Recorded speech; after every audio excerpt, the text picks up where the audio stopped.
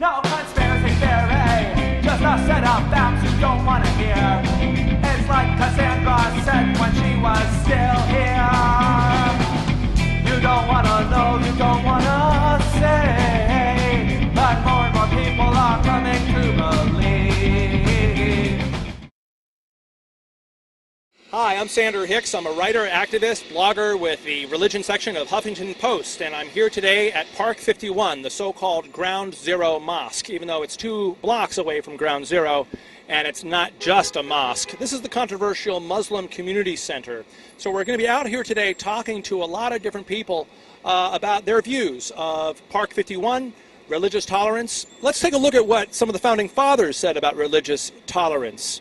George Washington, in fact, attended Jewish services in Newport, Rhode Island, the first synagogue. He said that the country would be all about inherent natural rights. He promised these Jews in the synagogue in Newport that the future American government would, quote, give to bigotry no sanction, to persecution no assistance.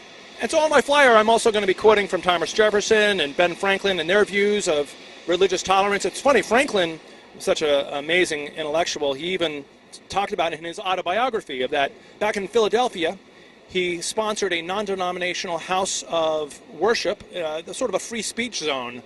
And he even said that, quote, even if the Mufti of Constantinople were to send a missionary to preach Mohammedanism to us, he would find a pulpit at his service. Ben Franklin, Thomas Jefferson, and Washington were all obviously in favor of religious tolerance.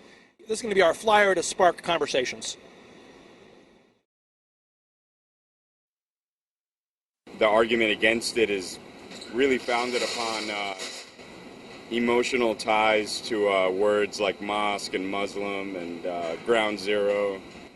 So where do those connotations that you're talking about come from? Almost 10 years of propaganda, I guess. I just think a general misunderstanding of what happened on 9/11. How so? Just a lot of questions haven't been answered in general. So which questions? What happened to Building 7? What's Building 7? Well, the third tower that fell. That also fell at free fall speed. I draw the line and say, not there. The mosque shouldn't be there. That's it. So 3 blocks from Ground Zero would be okay, not 2? It could be 3, whatever, but not right there. It's absolutely true. If it's not 2 blocks and it's 5 blocks, 10 blocks, whatever, the idea that you're going to have some area that is Muslim-free, in the same sense that in Europe you had Jew-free areas supposedly under the Nazis, is absolutely unbelievably outrageous. U.S. believe in freedom of all religion, so that's what it is. We do have religious conflict, but we have a stable government, and we do allow other religions to grow in India. There's no reason to object to having a religious establishment anywhere in the city. I'm an atheist, but I support the First Amendment. A lot of people that were saying that they wish that this Park 51, the directors had more empathy and sensitivity. How would you respond to that? And I don't see any requirement that they have empathy. Legally speaking. Yeah. I guess the point is more of a cultural or an emotive point. And I can see both sides of this, so I'm trying to be... I have a problem seeing both sides. I actually don't see much of the other side. Maybe a tiny bit. Okay, let's talk about that tiny bit, David.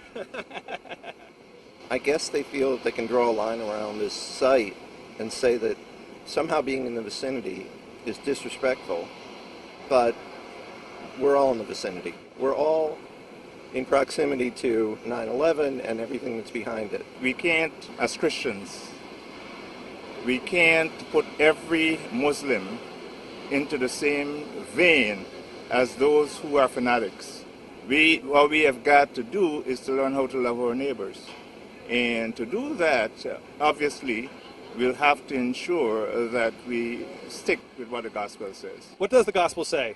Well, the gospel says, love your neighbor as yourself.